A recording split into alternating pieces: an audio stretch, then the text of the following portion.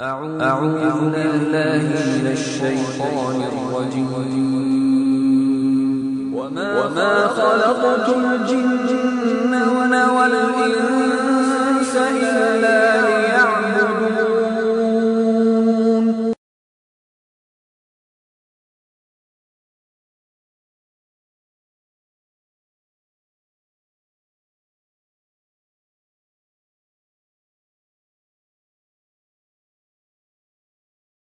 إن الحمد لله نحمده ونستعينه ونستغفره ونعوذ بالله من شرور أنفسنا ومن سيئات أعمالنا من يهده الله فلا مضل له ومن يضلل فلا هادي له وأشهد أن لا إله إلا الله وحده لا شريك له وأشهد أن محمدا عبده ورسوله. أما بعد فإن خير الحديث كتاب الله وخير الهدي هدي محمد صلى الله عليه وسلم وشر الأمور محدثاتها وكل محدثة بدعة وكل بدعة ضلالة وكل ضلالة في النار. رب اشرح لي صدري ويسر لي أمري واحلل عقدة من لساني يفقهوا قولي. رب أعوذ بك من همزات الشياطين وأعوذ بك رب أن يحضرون. أعوذ بالله السميع العليم من الشيطان الرجيم وما خلقت الجن والإنس إلا ليعبدون. سورۃ ذاریات آیت 56 میں اللہ رب العزت نے ارشاد فرمایا ہے کہ میں نے جنوں کو اور انسانوں کو صرف اپنی عبادت کے لیے پیدا کیا ہے. تو اس کا معنی یہ ہوا کہ تمام انسانوں اور تمام جنوں کی تخلیق کا اصل مقصد ہے عبادت الہی، اور جنوں انس کی تخلیق کے علاوہ اللہ رب العزت نے اس کائنات میں جتنی بھی مخلوقات کو پیدا فرمایا ہے وہ ساری کی ساری مخلوقات اللہ کی تسبیح بیان کرتی ہیں. ام من شیء الا یسبح بحمدہ. قرآن کریم میں خود اللہ رب العزت نے ارشاد فرمایا ہے کہ کوئی چیز ایسی نہیں ہے. ام من شیء الا یسبح بحمدہ. ہر چیز جو اس کائنات میں ہے وہ اللہ کی تسبیح بیان کرتی ہے، لیکن فرمایا کہ تم اس کی تسبیح کو سمجھتے نہیں ہو، تم جانتے نہیں ہو، کیونکہ تمہیں نہیں معلوم کہ چڑیا کیا کہہ رہی ہے، کوا کیا کہہ رہا ہے، درخت کیا کہہ رہا ہے. حجر اور شجر کی بولی تم جانتے نہیں، لہذا تمہیں معلوم نہیں. لیکن یہ حقیقت ہے کہ کائنات کی ہر چیز اللہ کی تسبیح بیان کرتی ہے. اللہ رب العزت نے ان تمام مخلوقات کو پیدا فرمایا، ایک اس لیے کہ یہ اس کی تسبیح بیان کریں اور ایک اس لیے کہ یہ اس کی عبادت کریں. جن و انس کے لیے قرآن کریم میں سورہ ذاریات کی اس آیت میں اللہ رب العزت نے صاف فرما دیا کہ ان کو اپنی عبادت کے لیے پیدا کیا ہے، اور ظاہر ہے کہ تسبیح بھی عبادت ہے، اور ساری مخلوقات اللہ کی تسبیح کرتی ہیں، عبادت کرتی ہیں.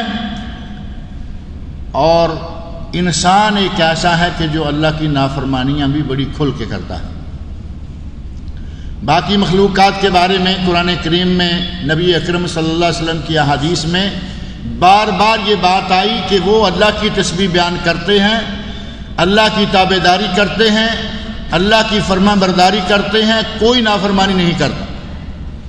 حتیٰ کہ ملائکہ جو کہ اللہ کی مخلوق ہے ان کے بارے میں فرمایا کہ جہنم پر اللہ نے کچھ ایسے فرشتے مقرر کر رکھے ہیں، علیہا ملائکۃ غلاظ شداد لا یعصون اللہ ما امرہم. وہ فرشتے مقرر ہیں جو بڑے سخت ہیں، سخت گیر ہیں. لا یعصون اللہ ما امرہم، جو اللہ انہیں حکم دے دیتا ہے وہ اس کی ذرہ برابر نافرمانی نہیں کرتے. جو اللہ نے حکم دے دیا وہ اس کی نافرمانی نہیں کرتے. نافرمانی کون کرتا ہے؟ حضرت انسان. حضرت انسان کے بارے میں اللہ رب العزت نے قرآن کریم میں جا بجا متعدد انداز سے بیان فرمایا کہ انسان کو پیدا تو اپنی عبادت کے لیے کیا تھا، اسے کہا تھا کہ صرف دین اسلام پر چلنا ہے، اگر دین اسلام سے ذرا برابر سر منہ انحراف کیا تو پکڑے جاؤ گے۔ وَمَن يَبْتَغِ غَيْرَ الْإِسْلَامِ دِينًا فَلَن يُقْبَلَ مِنْهُ، جو اسلام دین اسلام کے علاوہ کسی اور نظام کسی اور عزم پہ چلنا چاہے گا فَلَن يُقْبَلَ مِنْهُ، تو وہ اس سے قبول نہیں کیا جائے گا۔ انسان کو اس کی بڑی پکی کی گئی اور کہا گیا کہ تمہیں ایسے ہی پیدا کر کر چھوڑ نہیں دیا گیا، بلکہ قرآن کریم سورۃ المومنون اور سورۃ المومنون کی آیت نمبر 115 میں اللہ رب العزت نے ارشاد فرمایا ہے افحسبتم انما خلقناکم عبثا وانکم الینا لا ترجعون، تمہارا کیا خیال ہے کہ تمہیں ہم نے ایسے ہی پیدا کر کے چھوڑ دیا ہے؟ افحسبتم، کیا تمہارا گمان یہ ہے انما خلقناکم عبثا، تمہیں بیکار ہی پیدا کیا ہے، وانکم الینا لا ترجعون، اور تم پلٹ کر ہمارے پاس نہیں آؤ گے؟ مراد یہ کہ تمہیں پلٹ کر ہمارے پاس آنا ہے، اور تمہیں ہم نے ایسے ہی پیدا نہیں کیا، تمہیں اپنی عبادت کے لیے پیدا کیا ہے، دین اسلام پر چلنے کے لیے پیدا کیا ہے، اور اگر کوئی دین اسلام پر نہیں چلتا تو اللہ رب العزت نے فرمایا اگر کوئی اللہ کی اطاعت سے سرکشی کرتا ہے تو وہ سب سے زیادہ اس سلسلہ میں آگے انسان ہے۔ ایک انسان، دوسرا ابلیس کے بارے میں قرآن کریم میں اللہ نے فرمایا ہے کہ ہم نے اسے حکم دیا کہ آدم کو سجدہ کرو، تمام ملائکہ کو حکم دیا کہ آدم کو سجدہ کرو، ان ملائکہ میں یہ ابلیس بھی تھا، فَسَجَدُوا إِلَّا ابلیس، تمام ملائکہ نے جن کو اس وقت حکم دیا گیا تھا سب نے سجدہ کیا سوائے ابلیس کے، ابا، اس نے انکار کر دیا، واستکبر، اور تکبر کیا، وکان من الکافرین، اور کافروں میں سے ہو گیا۔ اور جب تکبر کیا، انکار کیا، ساتھ ہی قرآن کریم کے دوسرے مقام پر اللہ نے بتایا کہ اس نے اپنی دلیل بھی دی، کہا انا خیر منہ، میں آدم کو سجدہ کروں تو کیونکہ اس سے تو میں بہتر ہوں، اور بہتر ہونے کی دلیل یہ دی خلقتانی من نار و خلقتہ من طین، اے اللہ اسے تو نے مٹی سے بنایا ہے جبکہ مجھے آگ سے بنایا ہے۔ اپنی اس کی منطق، اپنی اس کی سوچ، اس کی اپنی فہم سوچ کے مطابق اس نے کہا کہ میں اس سے افضل ہوں، میں اس کو سجدہ کیا کروں۔ سب سے پہلے اللہ کے نافرمانوں میں سے ابلیس، اور کچھ جن بھی چونکہ انسانوں کی طرح ایک مخلوق ہیں اور مکلف ہیں، جس طرح انسان کو عبادت کا حکم ہے ایسے ہی جن کو بھی عبادت کا حکم ہے، وما خلقت الجن والانس الا لیعبدون، کچھ جن بھی ایسے ہیں انسانوں ہی کی طرح، کچھ انسان فرمانبردار ہیں، کچھ انسان نافرمان ہیں، اسی طرح کچھ جن فرمانبردار ہیں اور کچھ جن بھی نافرمان ہیں۔ باقی مخلوقات میں سے کوئی ایسی مخلوق، کوئی ایسی چیز نہیں ہے جو اللہ کے رسول کی نافرمانی کرے سوائے ایک چھوٹے سے جانور کے جس کو ہم چھپکلی کہتے ہیں۔ چھپکلی، الوزغ، چھپکلی کے بارے میں نبی اکرم صلی اللہ علیہ وسلم نے ارشاد فرمایا اقتلوا الوزغ، یہ چھپکلی تمہیں جہاں بھی نظر آئے اسے مار دو۔ اور چھپکلی کو مارنے کی وجہ کیا بتائی ہے نبی اکرم صلی اللہ علیہ وسلم نے؟ فرمایا کہ ہمارے بابا حضرت ابراہیم خلیل علیہ السلام، انہیں جب آگ میں ڈالا گیا تو ہر چیز نے اپنی اپنی طاقت کے مطابق اس آگ کو بجھانے کی کوشش کی، ہر کسی نے، جانوروں نے، پرندوں نے۔ ایک یہ وزغ وہ جانور ہے جس نے اس کو بجھانے کی بجائے اس آگ میں پھونکے ماری تھی، یعنی آگ کو تیز کرنے کی کوشش کی تھی۔ پوری غیر انسانی مخلوقات میں سے ایک چھپکلی ہے جو ہماری دیواروں پہ بھاگتی پھرتی ہے، گھروں میں، کمروں میں۔ نبی صلی اللہ علیہ وسلم نے ارشاد فرمایا کہ اس چھپکلی کو مار دو، اس کو مار دو، کیونکہ اس نے ہمارے بابا حضرت ابراہیم علیہ السلام کی آگ میں پھونکے ماری تھی۔ انسانوں میں سے کچھ، بلکہ بے شمار جنوں میں سے بھی بے شمار، ایک خود ابلیس جو کہ اصلاً جنوں میں سے ہی تھا، اور تمام مخلوقات میں سے ایک چھپکلی ایسی ہے جو اللہ کی نافرمانی کرتی ہے۔ اس کے علاوہ کوئی چیز ایسی نہیں جو کہ اللہ کی نافرمانی کرنے والی ہو، بلکہ اللہ رب العزت نے مختلف چیزوں کے بارے میں فرمایا کہ وہ اللہ کی تسبیح بیان کرتی ہیں۔ جہاں جہاں قرآن کریم میں انسان کا ذکر آیا، اللہ رب العزت نے اس انسان کے بارے میں متعدد آیات میں کہیں فرمایا ان الانسان لظلوم کفار، انسان بڑا ہی ظالم اور بڑا ہی کفر کرنے والا ہے۔ سورہ ابراہیم آیت 34 اور سورۃ الاحزاب کی آیت 72 میں فرمایا انہ کان ظلوما جہولا، یہ بڑا نادان، بڑا جاہل اور بڑا ہی ظالم ہے۔ اور سورہ عبسہ میں فرمایا قتل الانسان ما اکفرا، انسان غارت ہو جائے یہ کتنا ہی بڑا کفر کرنے والا ہے۔ کہیں فرمایا سورۃ الاسراء سورہ بنی اسرائیل آیت نمبر 100 میں فرمایا وَكَانَ الْإِنسَانُ قَتُورًا، انسان بہت ہی ظالم ہے، ناشکرا ہے۔ اور سورہ کہف کی آیت 54 میں فرمایا وَكَانَ الْإِنسَانُ أَكْثَرَ جَدَلًا، انسان بہت ہی جدل، بہت ہی مناظرہ باز ہے، اسے کہو کچھ کرے گا کچھ، بتائے گا 100 دلیلیں۔ عذر لنگرا، بہانہ بسیار، نماز پڑھنے کے لیے نہیں جانا، اذان ہوئی، آپ جاتے جاتے کسی کو کہیے کہ بھائی اذان ہو گئی ہے چلے، تو کہے گا ہاں نماز کے لیے جانا تھا لیکن میرے کپڑے پاک نہیں ہیں۔ اس کے کپڑے ہی ہر وقت ناپاک ہوئے رہتے ہیں۔ اللہ نے فرمایا کہ یہ جدل میں بڑا ہی معروف ہے۔ اور سورۃ العلق اقرأ بسم ربک الذی خلق فرمایا کلا ان الانسان لیطغی، ہرگز نہیں، انسان بڑا ہی طاغیہ، انسان بڑا ہی باغی، انسان بڑا ہی سرکش ہے۔ اللہ رب العزت نے انسان کے بارے میں دیکھیں کیا کیا کلمات استعمال فرمائے، اور اس کی وجہ ہے۔ آج آپ اپنے ماحول میں دیکھ لیں، کوئی کہہ رہا ہے کہ عبادت کے لیے مسجدیں ہیں، عبادت کی حد مسجد تک ہے، باہر نکلیں تو دنیا ہے، یعنی باہر اللہ نہیں ہے، نعوذ باللہ۔ ان کے نزدیک مسجد کے لیے اللہ ہے، باہر کے لیے وہ جو چاہے کریں۔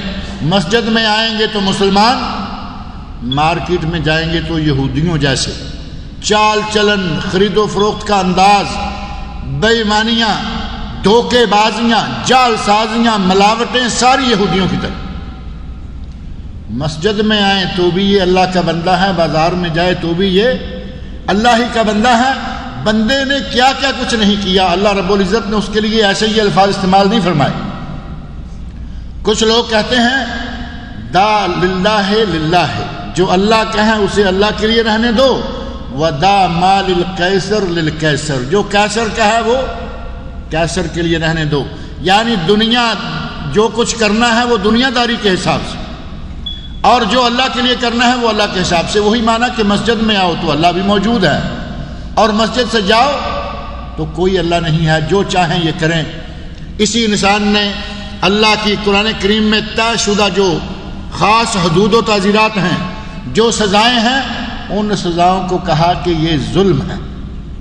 یہ آپ کے ملکوں سے یہ بات اٹھی، معروف ہے، عربوں میں بھی آئی، کئی ملکوں میں اٹھی، کہا کہ انسان کا ہاتھ کاٹنا وحشیانہ سزا ہے، وحشیانہ حرکت ہے۔ یہ کلمہ ہمارے بعض اسلامی ممالک میں سے باہر سے آیا، بلکہ آپ کے پاکستان سے آیا، اتنی دور جانے کی کیا ضرورت۔ پاکستان میں بہت بڑے لیڈروں کی زبان سے آیا کہ انسان کا ہاتھ کاٹنا وحشیانہ سزا ہے، سنگسار کرنا، کوڑے مارنا وحشیانہ سزائیں ہیں۔ جب اللہ رب العزت کے قرآن کریم میں وارد ہونے والی سزاؤں کو، اللہ کے احکام کو ایک آدمی کہے گا وحشیانہ، تو وہ ظلم ہے یا نہیں، وہ کفور ہے یا نہیں، وہ بہت بڑا ظالم اور اللہ کا بہت ہی بڑا نافرمان ہے۔ اور یہ ایک نہیں، کئی ہیں۔ اس کہنے والے سے پہلے کچھ لوگ گزرے، انہوں نے کہا کہ یہ اسلام ہی فرسودہ نظام ہے۔ پاکستان کے بہت بڑے مانے ہوئے لیڈر، اور صرف لیڈر نہیں، اس لیڈر کو ایک پورے صوبے میں کہا گیا کہ یہ ہمارا مذہبی پیشوا ہے، مذہبی پیشوا کے طور پر مانے جانے والا بد مذہب انسان، اس نے کہا قرآن کریم اور اس کی تعلیمات کے بارے میں کہا کہ اسلام فرسودہ نظام ہے، یہ پرانا نظام ہے، یہ 1450 سال پرانا نظام ہے، آج ہم اس کے مطابق نہیں چل سکتے، یا یہ ہماری آج کی دنیا، آج کی تجارت، آج کے بزنس کا یہ ساتھ نہیں دے سکتے۔ اس سے بڑا ظالم اور کون ہوگا جو اللہ کی کتاب کو پرانا نظام کہے؟ اگر آپ تھوڑی سی توجہ دے کر دیکھیں، جس طرح آج دنیا میں بھوک ناچ رہی ہے، اس پرانے نظام کے زمانے میں بھوک نہیں تھی۔ جس طرح آج قتل و غارت ہو رہے ہیں، جس طرح آج چوریاں اور ڈکیتیاں ہو رہی ہیں، اس پرانے نظام کے زمانے میں نہیں تھی۔ نبی صلی اللہ علیہ وسلم کا عہد مبارک دیکھیں، آپ کے عہد مبارک میں کئی ملک اور کئی علاقے فتح ہو گئے، مسلمانوں کا بہت بڑا اسلامی ملک بن گیا۔ کہیں کبھی کبھار چوری کی واردات آئی، کہیں اور کبھی کبھار کوئی زنا کی واردات آئی، ورنہ ماحول پاکیزہ اور دولت کا یہ حال ہو گیا کہ حضرت عمر فاروق کے زمانہ میں اسی فرسودہ نظام پر چلنے والوں کی جیبیں بھر گئیں، کوئی غریب نہیں ملتا۔ حضرت عمر فاروق رضی اللہ عنہ کے زمانہ میں لوگ اپنی زکوٰۃ کی پوٹلی لے کر باہر نکلتے کہ کسی کو تلاش کروں، اور کوئی سمجھتا کہ میں اس گھر والے کا دروازہ بجا کے اس کو کہتا ہوں کہ بھائی میرے پاس کچھ پیسے ہیں زکوٰۃ کے دینے کے لیے، میں اس کو دے کے آتا ہوں۔ دروازہ بجاتا، اندر سے آدمی نکلتا اور کہتا کہ بھائی میرے پاس کچھ زکوٰۃ کے پیسے ہیں، میں دینے کے لیے تمہارے پاس آیا ہوں۔ تو وہ کہتا کہ ہاں میرے پاس بھی کچھ پیسے ہیں، چلیں دونوں چل کے کسی کو تلاش کرتے ہیں۔ کہیں زکوٰۃ دینے کے لیے فقیر نہیں ملتا تھا۔ جب تک مسلمانوں نے اس نظام کو اپنایا، اس پر عمل کرتے رہے، دنیا میں نہ غربت، نہ چوری، نہ ڈاکہ، نہ زنا، نہ بدماشی۔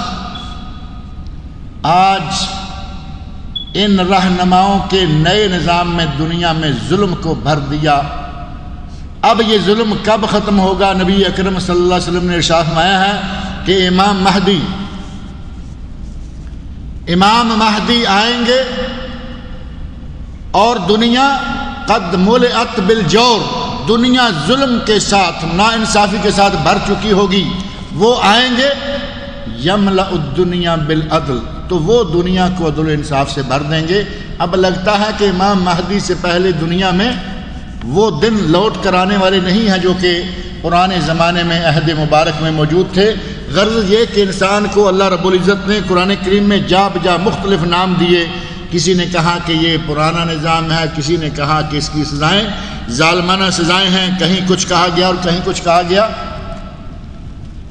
انسان کے علاوہ جتنی مخلوقات ہیں، ان مخلوقات میں سے شجر لے لیں، حجر لے لیں، پہاڑ لے لیں، جانور لے لیں، پرندے لے لیں، آپ کو ہر قسم کے جانوروں کی، ہر اس موجودات میں سے، اس کائنات کی ہر موجود چیز میں سے آپ اللہ کے حکم سے، اللہ کے رسول صلی اللہ علیہ وسلم کے ارشادات کی روشنی میں دیکھیں گے کہ ہر چیز اللہ کی تسبیح بیان کر رہی ہے۔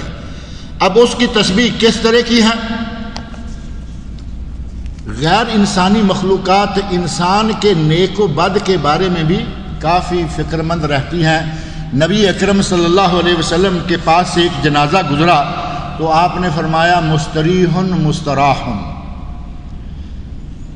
اسے راحت مل گئی، کچھ لوگوں کو راحت مل گئی یا کچھ لوگ راحت دے دیے گئے۔ صحابہ اکرام رضی اللہ عنہم کہتے ہیں یا رسول اللہ یہ مستریح مستراح کیا ہے؟ تو نبی صلی اللہ علیہ وسلم نے ارشاد فرمایا کہ اگر تو یہ انسان نیک ہے، اللہ کے بندوں میں سے ہے، تو اسے دنیا کی مشکلات سے نجات مل گئی، راحت مل گئی، یہ قبر میں جائے گا، اللہ اس کے لیے جنت سے دروازے کھول دے گا، نعمتیں عطا کرے گا، جان چھوٹی۔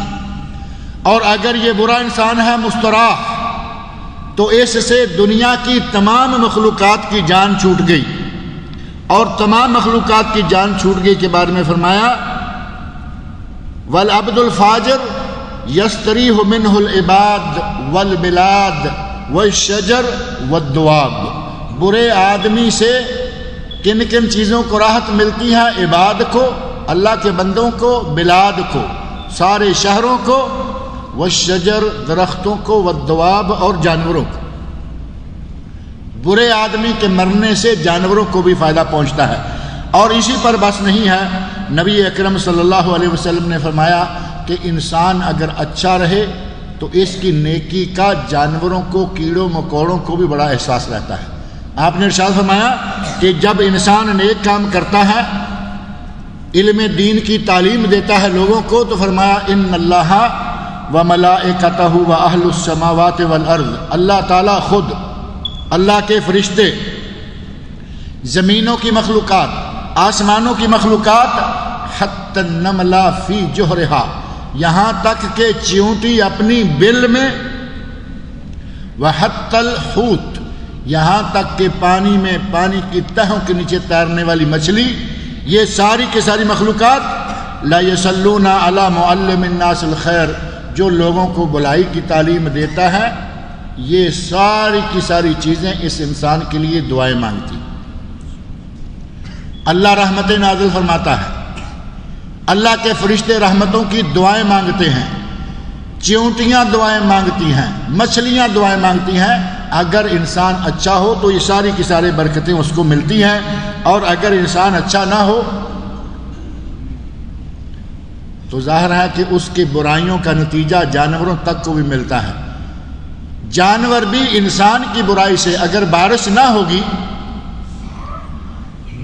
ہوگی تو وہ انسانوں کے کرتوتوں کے نتیجہ میں، نبی اکرم صلی اللہ علیہ وسلم نے کرتوت بتائے کہ فلاں فلاں کام کرنے سے اللہ آسمان سے بارش نازل فرمانا بند کر دیتا ہے۔ بارش بند ہو گئی، جانوروں کو مصیبت ہے، ڈھور ڈنگروں کو، چار پایوں کو، اسی طرح کیڑوں مکوڑوں کو، ہر کسی کے لیے پانی کا مسئلہ بن جاتا ہے۔ انسان کے گناہوں کی تکلیف جانوروں کو، اور انسان اچھے عمل کرے تو جانوروں کو بھی خوشی ہوتی ہے، اور ان کی خوشی کا اظہار نبی صلی اللہ علیہ وسلم نے قرآن کریم میں، اللہ رب العزت نے حدیث شریف میں نبی صلی اللہ علیہ وسلم نے ہمیں بتایا ہے۔ حضرت سلیمان علیہ السلام کا واقعہ موجود ہے۔ بارش کی دعا مانگنے کا ارادہ کیا، باہر نکلے، اپنے لوگوں کو لیا اور کہا کہ چلو بارش کے لیے دعا مانگتے ہیں۔ باہر نکلے تو چیونٹی اپنی چیونٹیوں کو کہہ رہی ہے، سورہ نمل کے اندر وہ واقعہ پورے کا پورا موجود ہے۔ چیونٹی کہتی ہیں اپنی چیونٹیوں کو، کہتی ہیں کہ اندر ساری اپنی اپنی بلوں میں گھس جاؤ، کہیں ایسا نہ ہو کہ سلیمان علیہ السلام اور اس کی فوجیں تمہیں اپنے پاؤں کے نیچے مسل دیں اور انہیں پتہ بھی نہ ہو۔ چیونٹی کہہ رہی ہے کہ بلوں میں گھس جاؤ، کہیں سلیمان اور اس کی فوجیں تمہیں مسل نہ دے، اور سلیمان اور اس کی فوجوں کو پتہ بھی نہیں ہوگا کہ تم پر کیا گزر رہی ہے۔ اور ساتھ ہی نبی اکرم صلی اللہ علیہ وسلم نے ارشاد فرمایا، ایک نبی کو قرآن میں چیونٹی کا ذکر، اور نبی صلی اللہ علیہ وسلم کی صحیح حدیث میں فرمایا ایک نبی کو چیونٹی نے کاٹ لیا، نبی کو چیونٹی نے کاٹا، اور نبی نے چیونٹیوں کی پوری وادی کو ہی جلانے کا حکم دے دیا۔ اللہ رب العزت نے اس نبی کے بارے میں فرمایا کہ اے میرے نبی، تمہیں ایک چیونٹی نے کاٹا اور تو نے پوری اس امت کو جلا دیا جو میری تسبیح بیان کرنے والی ہے۔ تو نے ایک چیونٹی کے کاٹنے کے نتیجہ میں پوری ایک امت، آپ اندازہ کریں کہ ایک جگہ پر اگر چیونٹیوں کا ایک گروندا ہو تو اس میں کتنی کائنات جمع ہوگی، لاکھوں کی تعداد میں چیونٹیاں ہوں گی، اور وہ ساری کی ساری نبی صلی اللہ علیہ وسلم شامت ہیں کہ اللہ نے فرمایا کہ وہ تو ساری میری تسبیح بیان کرنے والی، چیونٹیاں تسبیح بیان کر دی۔ اور اس نبی نے چیونٹی کو کاٹا۔ نبی اکرم صلی اللہ علیہ وسلم، ہمارے نبی کے زمانے میں ایک واقعہ پیش آیا، چیونٹیوں کا گروندا دیکھا گیا، کسی نے اس کو آگ لگائی ہوئی ہے، چیونٹیوں کو جلایا ہوا ہے۔ نبی صلی اللہ علیہ وسلم پاس سے گزرے، آپ سخت ناراض ہوئے، اور ناراضگی کے عالم میں نبی صلی اللہ علیہ وسلم فرمایا لا ينبغي لأحد ان يعذب بالنار الا رب النار، کسی کو یہ لائق نہیں ہے کہ آگ کے ساتھ کسی جاندار کو جلائے، یہ حق صرف رب النار جو آگ کا خالق ہے، پوری کائنات کا مالک ہے، یہ حق صرف اللہ تعالیٰ کو ہے۔ چیونٹیاں بھی اللہ کی تسبیح بیان کرتی ہیں، اور ستارے بھی اور درخت بھی اللہ کو سجدہ کرتے ہیں۔ سورہ الرحمن کی آیت 6 میں والنجم والشجر یسجدان پڑھتے نا فَبِأَيِّ آلَاءِ رَبِّكُمَا تُكَذِّبَانِ. اسی صورت میں اللہ نے فرمایا والنجم والشجر یسجدان، ستارے اور درخت یہ سارے کے سارے اللہ کو سجدہ کرتے ہیں. اب ظاہر ہے کہ ستارے کب سجدہ کرتے ہیں، کیسے سجدہ کرتے ہیں، اور یہ درخت کس طرح سجدہ کرتے ہیں ہم دیکھ نہیں سکتے، لیکن وہ کرتے ہیں. ہمارا یہ ایمان ہے کیونکہ اللہ رب العزت نے فرما دیا کرتے ہیں تو وہ کرتے ہیں. ایسے ہی چیونٹی کس طرح تسبیح بیان کرتی ہے اللہ رب العزت نے بتا دیا، ہمارا ایمان ہے. نبی صلی اللہ علیہ وسلم نے بتا دیا، ہمارا یقین ہے. اور درخت، پتھر، ہر چیز اللہ کی تسبیح بیان کرتی ہے. تلبیہ، جو حاجی حج کرنے کے لیے اور عمرہ کرنے والے عمرہ کرنے کے لیے جاتے ہیں تو لبیک اللہم لبیک کہتے ہیں. نبی اکرم صلی اللہ علیہ وسلم کی صحیح حدیث سنن ابن ماجہ، صحیح ابن خزیمہ اور مستدرک امام حاکم میں حدیث ہے. نبی صلی اللہ علیہ وسلم فرماتے ہیں ما من ملب یلبی الا لبى معه. جب کوئی حاجی یا عمرہ کرنے والا تلبیہ کہتا ہے تو اس کے تلبیہ کہنے کے ساتھ ہی جو مخلوقات اس کی دائیں طرف ہیں اور جو اس کی بائیں طرف ہیں، اور وہ من شجر او مدر او حجر، پتھر ہے، مٹی کا ڈھیلا ہے یا کوئی درخت ہے، وہ سارے کے سارے بھی اس حاجی کے ساتھ تسبیح کہنا شروع کر دیتے ہیں. اب حاجی جاتے ہوئے گزر رہا ہے، اسے نہیں معلوم کہ کیا کیا میرے دائیں بائیں کون کون سی مخلوقات اس کے ساتھ ہی تلبیہ کیا رہی ہے، تسبیح کیا رہی ہے. لیکن نبی صلی اللہ علیہ وسلم نے فرمایا کہتی ہیں تو یقیناً کہتی ہیں. پتھر بھی اللہ کی عبادت کرتے ہیں. انسان سے تو پتھر ہی اچھا ہے. اللہ رب العزت نے انسان کو سب سے بہترین مخلوق بنایا. وَلَقَدْ كَرَّمْنَا بَنِي آدم. لیکن یہ سب سے بہترین مخلوق تب ہوگا جب اللہ کی تسبیح بیان کرے گا، اللہ کی عبادت کرے گا. نہیں تو پھر اولئک کالانعام. اللہ نے فرمایا کہ آنکھیں دی دیکھتے نہیں، کان دیے سنتے نہیں، دل دیے سوچتے سمجھتے نہیں. اولئک کالانعام، یہ جانور ہیں، ڈھور ڈنگر ہیں، ان جیسے ہیں. بل ہم اضل، بلکہ یہ تو جانوروں سے بھی گئے گزرے ہیں، کیونکہ جانور تو اپنے رب کی تسبیح بیان کرتے رہتے ہیں. سورۃ البقرہ کی آیت نمبر 74 میں اللہ رب العزت نے ارشاد فرمایا کہ پتھر جو پہاڑوں پہ لگے ہوئے ہیں، کہیں بھی پڑے ہوئے ہیں، وہ پتھر بھی اللہ کی تسبیح بیان کرتے ہیں اور ان میں سے بہت سارے فائدے انسانوں کے لیے نکلتے ہیں. فرمایا وَإِنَّ مِنَ الْحِجَارَةِ لَمَا يَتَفَجَّرُ مِنْهُ الْأَنْهَارُ. کچھ پتھر ایسے ہیں کہ ان سے نہریں نکلتی ہیں، چشمے نکلتے ہیں، پانی نکلتے ہیں جو کہ انسان کے کام آتے ہیں. وَإِنَّ مِنْهَا يَشَّقَّقُ فَيَخْرُجُ مِنْهُ الْمَاءُ. کچھ ایسے ہیں کہ بڑی بڑی نہریں نہ صحیح، پانی کے چھوٹے چھوٹے چشمے نکل رہے ہیں جس سے لوگوں کو فائدہ پہنچ رہا ہے. وَإِنَّ مِنْهَا لَمَا يَهْبِطُ مِنْ خَشْيَةِ اللَّهِ. اور کچھ پتھر ایسے ہیں کہ اللہ کے ڈر سے وہ گر جاتے ہیں، گویا کہ سجدے میں پڑ جاتے ہیں. ہم دیکھتے ہیں کسی پہاڑ کے پاس سے گزرتے ہوئے جائیں تو کبھی کبھی اوپر سے کوئی چیز نظر نہیں آ رہی، ایسے ہی کوئی پتھر لڑکتا ہوا نظر آ رہا ہے. ہم کہتے ہیں کہ کوئی کچھ ہوا ہوگا، جبکہ اللہ رب العزت نے قرآن کریم میں سورہ بقرہ کی آیت 74 میں جو فرمایا ہے، اللہ کی خشیت، اللہ کے خوف، اللہ کے ڈر سے کچھ پتھر گر جاتے ہیں. ہمارے سائنسدان کہتے ہیں کہ یہ پوری، ہم کہتے ہیں کہ بس گر گیا ہوگا. کبھی کہتے ہیں کہ دنیا میں شکست و ریخت ہوتی رہتی ہے، کچھ ٹوٹتا رہتا ہے، کچھ بنتا رہتا ہے، یہ خود ہی ہوتا ہے. اور سائنسدانوں کا بھی کہنا ہے، خاص طور پر جو دہریہ قسم کے لوگ ہیں، بے دین، جو اللہ کی ذات کو نہیں ماننے والے، وہ کہتے ہیں کہ یہ پوری کائنات ایک آئٹم ہے، ایک آئٹم ہے جو ٹوٹتا رہتا ہے، بنتا رہتا ہے، اس میں شکست و ریخت ہوتی رہتی ہے، اس کو بنانے والا، چلانے والا اور کوئی نہیں. وہ لوگ اللہ کی ذات کو نہیں مانتے، کہتے ہیں کہ خود بنتا اور خود بگڑتا رہتا ہے. امام ابو حنیفہ رحمۃ اللہ علیہ کا ایک واقعہ بڑا معروف ہے. سمندر کے کنارے بیٹھے ہوئے تھے، کوئی دہریہ جو اللہ کی ذات کو نہیں مانتا، وہ بھی یہی کہتا ہے کہ یہ خود ہی سب کچھ خود ہی بن رہا ہے. دیکھا کہ یہ آ رہا ہے، امام صاحب بڑی عجیب سی شکل بنا کے ذرا پریشانی کا عالم دکھانے کے لیے گم سم سے بیٹھ گئے۔ وہ آ کے بلا رہا ہے، امام صاحب امام صاحب امام صاحب خاموش۔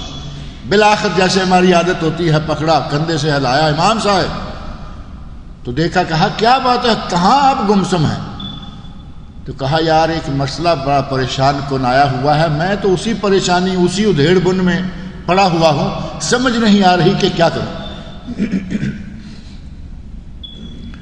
امام صاحب کے سامنے جو آدمی ہے وہ کہتا ہے کہ حضرت بتائیے کیا مسئلہ پیش آ گیا۔ اور یہ وہی داہریہ ہے جو کہتا ہے کہ اللہ نہیں ہے، نعوذ باللہ، یہ دنیا خود بخود بنتی اور بگڑتی رہتی ہے، یہ سارا کچھ کارخانہ اب خود ہی چل رہا ہے۔ امام صاحب کہتا ہے کہ بات کیا ہے؟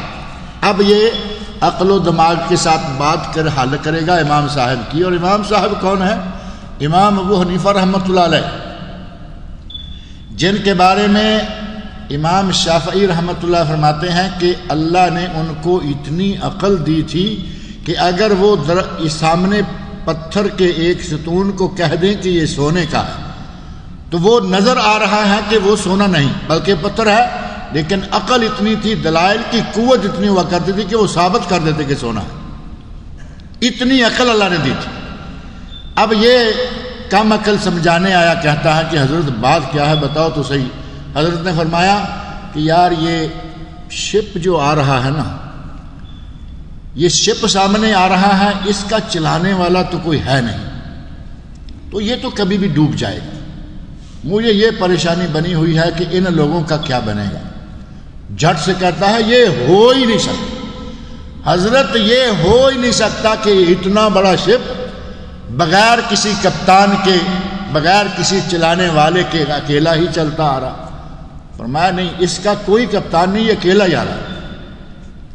جب اچھی طرح پکا کر لیا، مضبوط کر لیا کہ بغیر کپتان کے یہ شپ چل نہیں سکتا، تو اسے کہا ارے احمق، یہ اتنا سا شپ کائنات کے سامنے، یہ تو بغیر کپتان کے چل نہیں سکتا، اور تو کہتا رہتا ہے کہ اس کائنات کا چلانے والا کوئی نہیں، یہ ساری دنیا خود بخود چل رہی ہے، کیا یہ ممکن ہے؟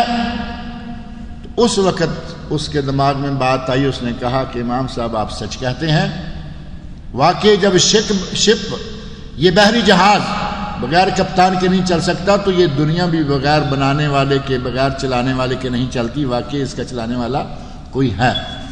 اللہ رب العزت نے اس کائنات میں بہت ساری چیزیں بنائی، ہر چیز اللہ کی تسبیح بیان کرتی ہے، ہر چیز اللہ کی عبادت کرتی ہے، اس کی فرما برداری کرتی ہے۔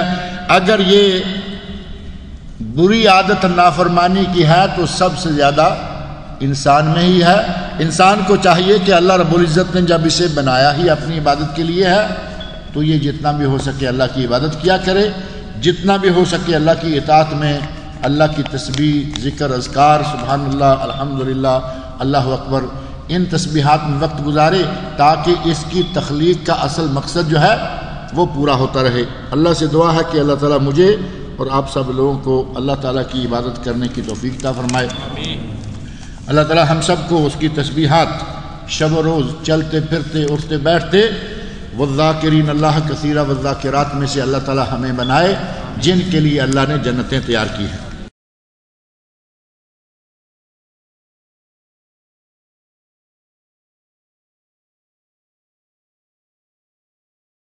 ایک تو یہ ہے کہ کیا خطبہ کی اذان کا جواب دینا چاہیے یا نہیں۔ یہ خطبہ کی اذان سے مراد شاید یہ جو خطبے سے پہلے اذان ہوتی ہے، ایک تو 10:30 بجے ہوتی ہے نا، جسے آدھے لوگ سو نہیں پاتے، سوئے ہوئے ہوتے ہیں، ایک وہ ہوتی ہے کہ بھائی اٹھو، نہاؤ دھو، کپڑے سیدھے کرو اور مسجدوں میں آؤ، اور دوسری اذان ہے جس کو شاید خطبہ کی اذان کہا ہے۔ بہرحال اس جمعہ کی اذان کو آپ لوگ سارے مسجد میں بیٹھے ہوئے ہیں، سامنے مؤذن اذان کہہ رہا ہے، سپیکر میں کہہ رہا ہے، یا آپ باہر کہیں چلتے ہوئے آ رہے ہیں، اذان سپیکر سے سنی جا رہی ہے، تو اس کا جواب دینے میں کوئی امر مانے نظر آتا ہے؟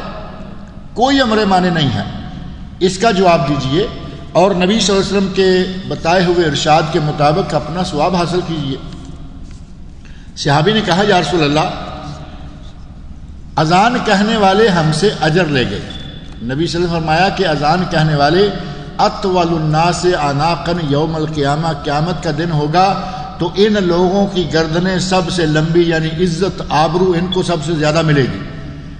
تو صحابی کہتا ہے کہ یا رسول اللہ مؤذن تو کوئی کوئی ہوتا ہے نا، ایک مسجد میں 1 2 3 ہو گئے، ہمارے دیہات میں عموماً 2 4 6 10 لوگ مؤذن ہوتے ہیں، کوئی بھی اذان کہہ دیتا ہے، مقرر چونکہ ہوتا کوئی نہیں، امام مقرر کرتے ہیں، وہ نہیں آیا تو اذان کوئی بھی کہہ دیتا ہے۔ بہرحال آپ نے فرمایا کہ تمہیں کیا نقصان ہے، مؤذن کا ثواب اگر تمہیں بھی چاہیے تو جو کچھ مؤذن کہتا جا رہا ہے تم بھی کہتے جاؤ، اللہ تعالیٰ تمہیں بھی ثواب سے محروم نہیں کرے گا۔ لہٰذا خطبہ کی اذان کا جواب بھی دیں، جو پہلے ہوتی ہے اس کا بھی جواب بھی دیں، ان سب کا جواب دینا چاہیے، اور اس کے بعد جو دعا ہے اللہم رب ہذہ الدعوۃ التامہ وہ دعا کریں، اللہ رب العزت سے اجر و ثواب کمائیں۔ کھانا کھاتے وقت بیٹھنے کا مسنون طریقہ کیا ہے اور کھانے کی باقی کیا سنتیں ہیں؟ کھانا دائیں ہاتھ سے کھانا چاہیے، سنت نہیں، یہ بہت ہی اہم بات ہے، بائیں ہاتھ سے شیطان کھاتا اور پیتا ہے۔ کھانا کھانے کے بعد انگلیاں چاٹ لینی چاہیے۔ ہمارے کچھ عرصہ پہلے تک جتنے میڈیکل والے اور دوسرے لوگ ہیں وہ کہتے آ رہے ہیں کہ یہ کیا بد تہذیبی سی لگتی ہے، پلیٹ میں انگلی پھیرتے ہیں، انگلی کو چاٹتے ہیں، کھانا کھاتے ہیں بعد میں انگلی چاٹتے ہیں۔ اب میڈیکل نے ثابت کر دیا کہ کھانا کھانے کے دوران ان پوروں سے اللہ کے حکم سے، اللہ کے فضل سے ایک رطوبت نکلتی ہے آٹومیٹک، اور وہ رطوبت بہترین چورن کا کام دیتی ہے، ہاضمے دار چیز ہے۔ اب آپ کو ڈاکٹر بھی انگلیاں چوستے نظر آئیں گے کھانا کھانے کے بعد، پہلے انکار رہا جب تک یہ بات تحقیق نہیں ہوئی۔ انسان کی حالت بھی بڑی عجیب ہے، ڈاکٹر کہے تو مان لیں گے، اللہ کے رسول صلی اللہ علیہ وسلم کہیں تو نہیں مانیں گے۔ نبی صلی اللہ علیہ وسلم فرمایا کہ انگلیاں چاٹ لو، اگر کوئی لقمہ ہاتھ سے گر جائے تو اسے اٹھا لو۔ اب ہمارے یہاں عادت ہے کہ صاف ستھرا لقمہ ہے، کچھ لگا نہیں، اب چونکہ گر گیا ہے اس کو گرا رہنے دیں گے یا پھینک دیں گے، کچرے میں پھینک دیں گے؟ نبی صلی اللہ علیہ وسلم نے فرمایا کہ اسے اٹھا لو، اگر کچھ لگا ہے تو جھاڑ لو، گرا دو اور باقی کو کھا لو۔ ہو سکتا ہے کہ صرف اسی لقمے میں برکت ہو، نہیں کھائیں گے تو وہ ضائع ہو جائے گا۔ غرض یہ کہ کھانے کے یہ مختلف آداب ہیں، اور بیٹھنے کے سلسلہ میں کوئی اتنی بڑی پابندی نہیں ہے، کوئی کسی بھی طرح بیٹھ جائے لیکن بیٹھ کے کھائے، بیٹھ کسی بھی طرح جیسے آسانی ہے بیٹھ اسی طرح جائے، لیکن بیٹھ جائے۔ یہ چلتے پھرتے ڈھور ڈنگروں کی طرح جو کھانا کھایا جاتا ہے، جس کو ہمارے آج کل بفے سسٹم کہا گیا ہے، بوفیا لگا جی بفے سسٹم ہے یہاں، بفے سسٹم میں اپنی اپنی پلیٹ، اپنا اپنا چمچ، اپنی اپنی مرضی، کوئی ادھر کھاتے جا رہا ہے ادھر کھاتے آ رہا ہے، یہ بفے سسٹم نہیں ہے، یہ بفیلو سسٹم ہے، یہ گائے بھینس کی طرح کھانا ہے۔ نبی اکرم صلی اللہ علیہ وسلم نے کبھی چلتے پھرتے کھایا پیا نہیں، بلکہ بیٹھ کے کھانا چاہیے، اور بیٹھنے کے لیے کوئی تکلف والی بات نہیں ہے، کسی بھی طریقے سے بیٹھ سکتے ہیں۔ میں زکوٰۃ رمضان المبارک میں دیتا ہوں، کیا یتیم کی شادی کے لیے زکوٰۃ 3 ماہ رمضان سے پہلے دے سکتے ہیں؟ شادیوں میں زکوٰۃ دینا جائز ہی نہیں ہے۔ آپ 3 مہینے کی بات کر رہے ہیں، آپ 6 مہینے پہلے بھی دیں گے تاکہ وہ لڑکی کا جہیز تیار کر دیں، تو یہ جائز ہی نہیں۔ ہماری شادیوں میں آپ بھی میرے ساتھ ہیں اور ہم بھی دیکھتے رہتے ہیں پاکستان اور انڈیا کی شادیاں، حتیٰ کہ یہاں کی شادیوں میں کم از کم 70% اخراجات حرام ہوتے ہیں، ناجائز جاتے ہیں۔ شادی میں 70% اخراجات وہ ہیں جو غیر شرعی ہوتے ہیں۔ ایسی شادی میں آپ نے زکوٰۃ کا پیسہ دے دیا، گھر والوں کو غریب سمجھ کر انہوں نے لڑکی کے لیے جہیز بنانا شروع کر دیا۔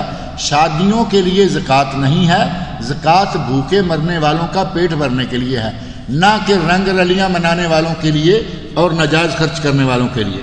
نبی صلی اللہ علیہ وسلم نے اپنے وفات سے 4 دن پہلے جن 3 باتوں کی وصیت فرمائی، اس میں سے ایک یہ بھی تھی کہ یہود و نصارہ اور مشرکین کو جزیرۃ العرب سے نکال دینا۔ تو کیا یہ حکم صرف اسی وقت کے لیے ہی تھا یا یہ اب بھی نافذ کیا جا سکتا ہے؟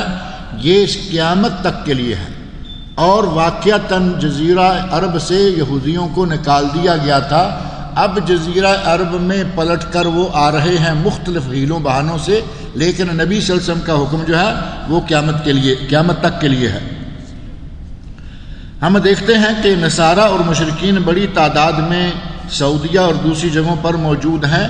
اب یہ سعودیہ کے اندر، قطر، دبئی، یہ وہ کے اندر یہودیوں کا، نصارہ کا آنا، میں نے عرض کیا کہ ہیلوں بہانوں سے وہ پلٹتے آ رہے ہیں۔ لیکن ابھی ایک بات باقی ہے کہ جزیرہ عرب کتنا ہے۔ اب یہ تو نہیں ہے نا کہ آپ کہیں کہ پورے عرب ملکوں میں یہ کیوں آ رہے ہیں، پورے عرب جزیرہ عرب نہیں ہے۔ نبی اکرم صلی اللہ علیہ وسلم نے جس علاقے کو جزیرۃ العرب کہا، اس کے لیے سب سے پہلی جو تقسیم یا حدود اربع ہے وہ ہے حجاز مقدس، مکہ مکرمہ، مدینہ منورہ اور اس کے ساتھ لگتے ہوئے طائف اور جدہ، یہ علاقہ حجاز مقدس ہے۔ بلکہ بعض ائمہ نے کہا کہ مکہ اور مدینہ، حجاز مقدس یا جزیرۃ العرب میں سب سے پہلے مکہ اور مدینہ آتا ہے، اور بعض نے کہا کہ مکہ مدینہ سے لے کر یمن کا ایک علاقہ ہے، اس علاقے تک درمیان میں جتنا بھی حصہ ہے یہ جزیرۃ العرب ہے۔ اب اس کا معنی یہ ہوا کہ جو اس سے ادھر ادھر دوسرے علاقے پڑتے ہیں، ان علاقوں میں اگر یہودی آتے جاتے ہیں تو اس میں وہ حدیث جو ہے وہ متاثر نہیں ہوتی، لہٰذا یہ قیامت تک کے لیے ہے اور یہ اس وقت تک کے لیے نہیں تھا۔ مسلمانوں اور کفار کی جنگ میں اگر کفار مسلمان قیدیوں کو اپنی ڈھال بنا لیں تو کیا ان مسلمانوں کو قتل کیا جا سکتا ہے؟ اگر مسلمانوں کو پکڑ کر کافروں نے ڈھال بنا لیا ہے تو اس کے لیے ضروری نہیں ہے کہ اپنے مسلمان بھائیوں کو قتل کر کے ہی آپ نے آگے جانا ہے۔ ہدنہ کچھ وقت کے لیے کوئی تھوڑا سا عرصہ ایسا ہے کہ جس میں جنگ کو روک لیا جاتا ہے تاکہ کوئی نئی حکمت عملی تیار کی جائے۔ مسلمانوں کو قتل کر کے آگے بڑھنا اور باقی کی جنگ کو مکمل کرنا یہ ضروری نہیں ہوتا۔ جہاد کے لیے تیار رہنے کے بارے میں قرآن و حدیث میں کیا آیا ہے؟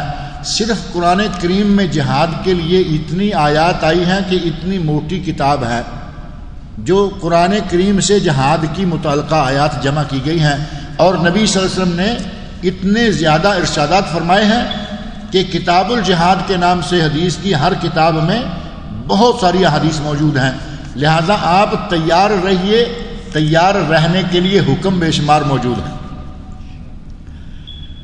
کیا کوئی اپنی آمدنی سے کچھ فیصد فی سبیل اللہ کے لیے مخصوص کر سکتا ہے؟ یہ زکوٰۃ کے علاوہ ہے، کچھ فیصد نہیں، بہت زیادہ فیصد فی سبیل اللہ کے لیے وقف کرنا چاہیے۔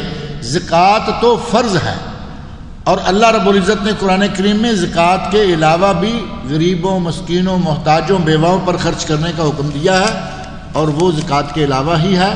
نفلی صدقات ہیں، صدقہ و خیرات ہیں، عید الفطر کے موقع پر فطرانہ ہے، اور دیگر اخراجات ہیں۔ زکوٰۃ کے علاوہ اپنی تنخواہ میں سے کچھ نہ کچھ حصہ مخصوص کرتے رہنا چاہیے، اور اگر نظر کی شکل میں کہ ہر مہینے اتنا، اگر ایسا نہیں کرتے تو جہاں جہاں اللہ موقع دے وہاں وہاں اللہ کی راہ میں خرچ کرنا چاہیے۔ میں نے نوٹ کیا ہے کہ خطبہ کے آخر میں امام صاحب دعا مانگتے ہیں تو ہاتھ دعا کے لیے نہیں اٹھاتے، اور خطبہ سننے والے اٹھا لیتے ہیں، اور دعا کے بعد منہ پر ہاتھ بھی پھیرتے ہیں۔ تو کیا یہ عمل صحیح ہے؟ اگر یہ عمل صحیح ہوتا تو سب سے پہلے امام خود ہاتھ اٹھاتا اور اپنے منہ پہ ہاتھ پھیرتا۔ جس کے پیچھے آپ جمعہ پڑھنے آئے ہیں اس نے ہاتھ نہیں اٹھائے، اس نے منہ پر ہاتھ نہیں پھیرے، تو پھر آپ کیوں پھیر رہے ہیں؟ اگر دعائے استسقاء کی جائے، ذہن میں رکھیں، اگر بارش کی دعا مانگی جائے، امام بھی ہاتھ اٹھا کے مانگے گا، آپ بھی ہاتھ اٹھا کے مانگیے۔ عام دعا جو ہر جمعے میں کی جاتی ہے، امام بھی ہاتھ نہیں اٹھاتا، ہمیں بھی نہیں اٹھانے چاہیے۔ لوگ بڑے اہتمام کے ساتھ ہاتھ اٹھاتے ہیں۔ اگر کوئی دائیں بائیں ایک آدھ نظر آئے جس نے ہاتھ نہیں اٹھائے ہوئے، جسے معلوم ہے کہ ہاتھ نہیں اٹھانے چاہیے، اس نے نہیں اٹھائے ہوئے، تو بڑا گھور کے اسے دیکھتے ہیں کہ پتہ نہیں یہ متکبر انسان ہے، دعا نہیں، حالانکہ وہ امام کی دعا کے ساتھ آمین کہہ رہا ہے، دعا مانگ رہا ہے۔ اگر امام ہاتھ نہ اٹھائے تو مقتدیوں کو، جمعہ پڑھنے والوں کو بھی ہاتھ نہیں اٹھانے چاہیے۔ اور منہ پر ہاتھ پھیرنے کا تو خیر مسئلہ، جب ہاتھ اٹھا کے دعا مانگیں گے تو منہ پر ہاتھ بھی پھیر لیں، کوئی حرج نہیں۔ اور یہ صرف جب نماز کے باہر خطبہ میں ہے یا کہیں اور دعا مانگی گئی ہے۔ جب آپ نماز میں ہوں، جیسا کہ وطر کی دعا ہے، دعائے وطر کے بعد اپنے منہ پر ہاتھ پھیرنے کے بارے میں کوئی حدیث بھی صحیح نہیں ہے۔ ہمارے یہاں رواج بہت ہے، اور ہر مسجد میں وطر کی دعا کے بعد جب ہاتھ اٹھا کے دعا مانگتے ہیں تو منہ پہ ہاتھ پھیرتے ہیں، کسی نے منہ پہ ہاتھ پھیر لیا، کئی لوگوں کو دیکھا گیا ہے کہ وہ یہ دعا مانگی اور بعد میں منہ کی طرف ایسے چھینٹا مارا کہ شاید جو کچھ ہوگا میرے ہاتھ میں منہ پہ جا پڑے گا۔ یہ مختلف انداز ہیں، سٹائل ہیں دعا کے بعد ہاتھ پھیرنے کے۔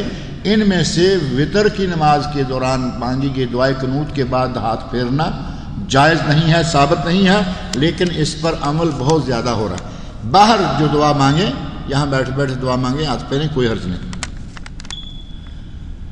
اگر کوئی بندہ حج کرنے کے لیے جائے اور جاتے ہی اس کے پاؤں میں اتنی تکلیف ہو جائے کہ چلنا پھرنا دوبر ہو جائے، وہ کس طرح باقی حج کے فرائض ادا کرے؟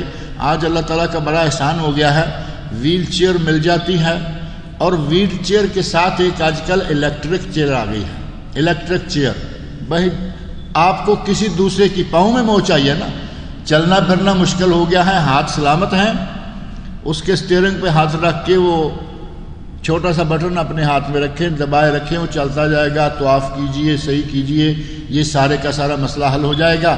اب رہا مسئلہ باہر کا، تو وہ ویل چیئر جو ہے وہ یہاں میدان عرفات میں، منا میں، مزدلفہ میں، وہ کہیں بھی آپ دیکھتے بھی ہوں گے، جاتی رہتی ہیں، آپ اس کے ذریعے کام کر سکتے ہیں۔ اور اگر کسی وجہ سے کچھ ایسی پوزیشن بن گئی کہ کوئی کرانے والا بھی نہیں، آپ اس کو لے جا بھی نہیں سکتے، تکلیف اتنی بن گئی ہے، تو اس حج کو آپ روک دیں، آئندہ سال اس کا کفارہ ادا کر دیں۔